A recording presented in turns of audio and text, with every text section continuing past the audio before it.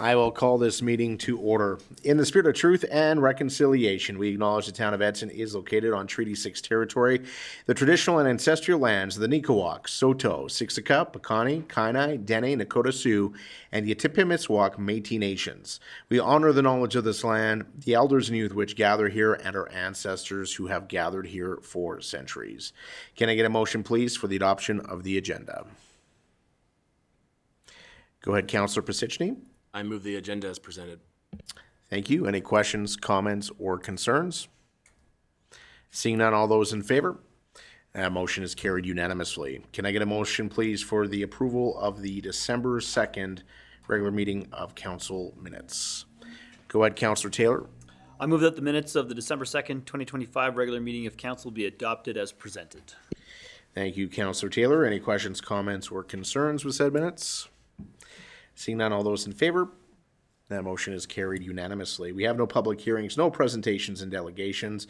We do have a bylaw this evening. First reading to bylaw number 2329 to amend Schedule B of Land Use Bylaw number 2296 from C2 Commercial Service District to DCO Direct Control Open District for lots 31 through 37, Block 6 Plan 1494 AC at 4920 First Avenue. And presenting on this evening is our Development Officer, Ms. Julia Darling.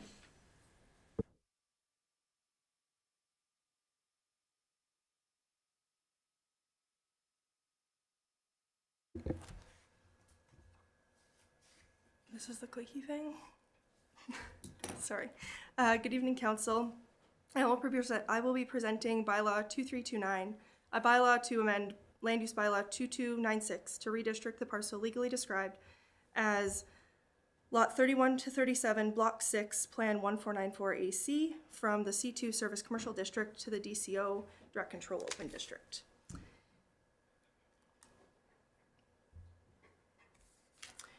Administration received an application from Reflections to redistrict the parcel legally described that we both just said twice, civic address 4920 First Avenue from the C2 Service Commercial District to DCO Direct Control Open District. This application comes after discussions with the applicant on their best course forward to allow for the future expansion of their services. Initially, they had made application to add the supportive housing use to the C2 district. However, under Land Use Bylaw 2296, the use of supportive housing definition and regulations do not fit the services provided at the Reflections facility. The original approval for this facility, group care facility, was issued under Land Use Bylaw 2070. That was since repealed and replaced by 2296 in February of 2024. After an appeal to the Subdivision and Development Appeal Board, the decision was upheld with additional requirements added as conditions to the approval. Some of those additional conditions included items such as temperatures at which they could operate, hours of operation, and security measures, to just name a few. The applicant is applying for the redistricting to be able to apply for a development permit to expand their services to meet the requirements of the provincial funding. If the lands are redistricted to DCO, Direct Control Open, Council would be the development authority over these lands and would be responsible to render decisions on an application made to expand these services without the oversight of the Subdivision and Development Appeal Board. This is a context map showing the location of the subject parcel on First Avenue east of 50th Street. It's the little tiny green dot you can see. The map on the left shows the land use districts of the subject parcel and the surrounding parcels. The subject parcel is highlighted in red. The map on the right outlines the subject parcel and how it would be redistricted under the proposed bylaw 2329. This map would form a part of the proposed bylaw 2329 as Schedule A. This is section 11.19 from the Land Use Bylaw 2296. The provisions of this section are intended for council to exercise control over certain lands within the town of Edson. So in summary, the proposed amendment would allow for the applicant, Reflections, to apply for a subsequent development permit to expand their services at their facility to ensure they qualify for provincial funding. Should council support first reading of proposed bylaw 2329, administration will schedule a public hearing and advertise in accordance with the requirements of the MGA. So the recommendation that administration is putting forward is that council give first reading to bylaw 2329 to amend Schedule B of Land Use Bylaw 2296 to redistrict the parcel legally described as Lot 31 to 37, Block 6, Plan 1494AC from the C2 Service Commercial District to the DCO Direct Control Open District. That's my presentation. Thank you so much. Thank you. Do you have any questions? Thank you, Ms. Darling. Council will open the floor to questions before we take first reading. Go ahead, Councillor Taylor. Through the mayor to Ms. Darling, I am supportive of it moving to first reading and moving to a public hearing. My question is in terms of the future development permit, and if I could just have, I know we're not discussing that at this stage, but it could become a discussion element with regards to a public hearing. Obviously, we had a development, or Reflections had a development permit. It went to the subdivision appeal board that made new stipulations on there. They've met those requirements. Obviously, we don't know yet what the new development permit will look like, and obviously it's council's decision to approve that. Would administration recommend any additional changes at this time, or foresee any additional changes or updates with regards to that development permit in the future, or have things been satisfactory thus far with how things have been running with the stipulations provided by the subdivision and appeal board? Go ahead, Ms. Darling. Through the chair to Councillor Taylor. So far, everything with the development permit has gone really well. They've met all the requirements on their development permit, the way that it was laid out, as well as the conditions on the subdivision and development appeal board decision. They've reached out when they needed clarification. They've done really well.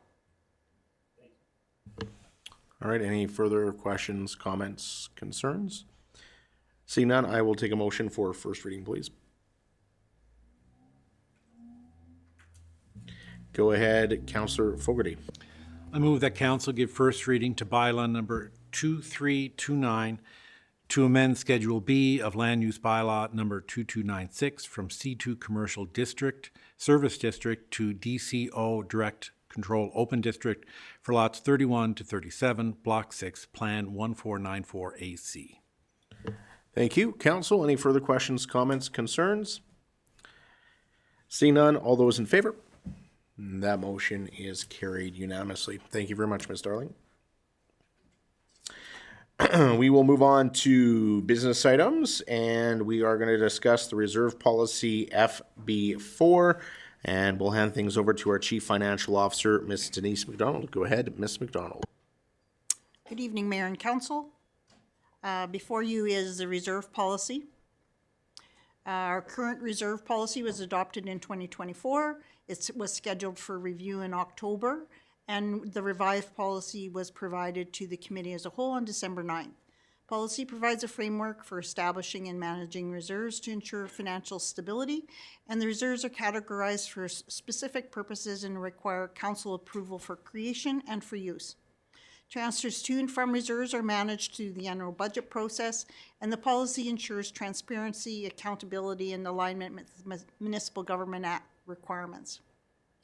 The performance of the policy to date is it has met our goals and objectives for the long-term stability, and it's working well and continues to meet those objectives. We're proposing 2 new reserves dedicated to municipal facilities, an operating reserve, as well as a capital reserve. And the benefits of the new reserve is that it will start to provide structure funding for anticipated facility work for town-owned facilities. We'll initiate creating a fund towards financial stability for municipal facilities. So our recommendation today would be that council approve the amended reserve policy FB4 as presented. Thank you very much, Ms. McDonald. Council, do we have any questions, comments, concerns? Go ahead, Councillor Wilson-Lear. Through the mayor to CFO McDonald. Just as a new councillor, I wanted to have a clear understanding of how Council would be advised when reserve funding levels may need to increase in contribution. I know the intent that the reserve targets, including the 10% guideline, are mainly revisited through the 2-year policy review. But would information from our asset management plan or long-term growth planning prompt administration to make adjustments sooner? And if that happened, would it come through council, all of council, if a review was triggered by either one of those plans? So Go ahead, Ms. McDonald. thank you for the question, Councillor Wilson-Lear, through the mayor. So if I was to rephrase your question, how will council have an influence on changing the contributions to reserves? I think it's very important to recognize that we have just kind of started this reserve policy, and we know that the balances are not where we need them to be to replace all our assets, and we know that the infrastructure gap is fairly large.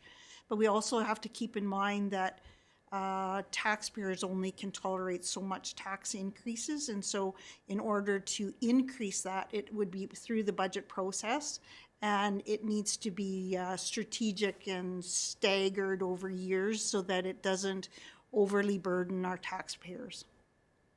Will that answer your question? Thank you, Ms. McDonald. Any other questions for administration? Seeing none, I will take a motion from the floor, please.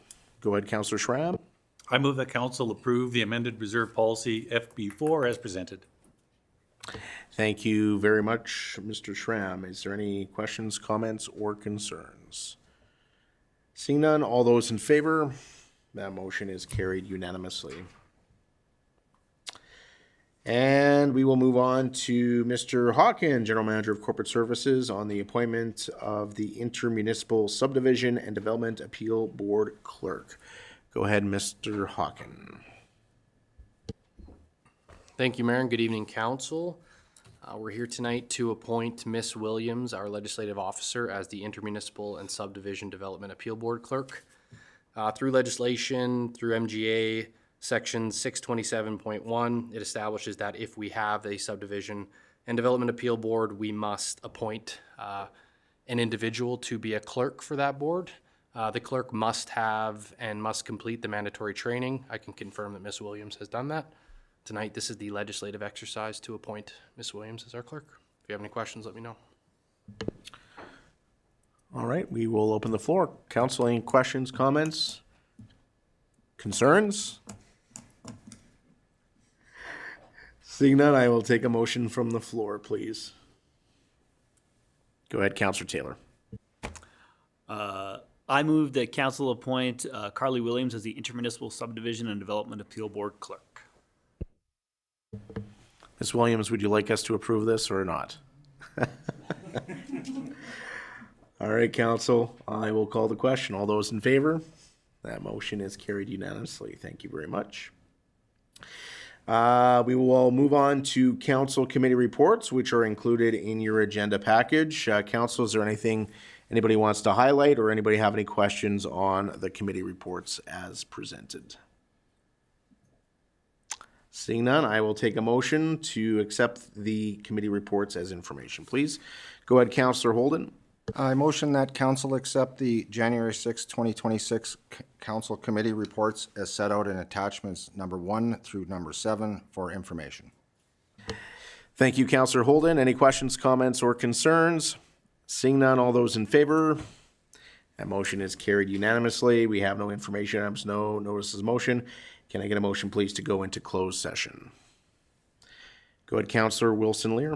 I move that the meeting move into a closed session pursuant to Sections 20 and 26 of the Access to Information Act.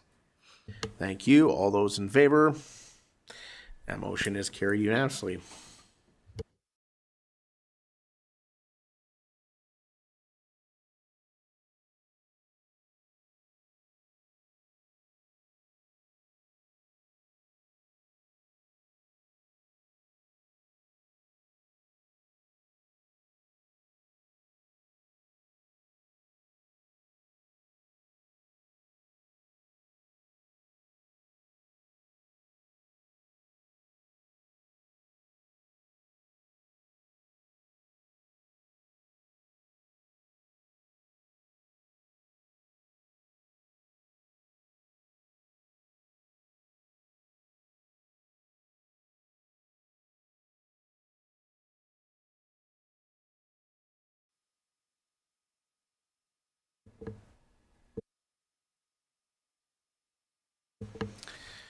All right, we will return to open session at 8:15.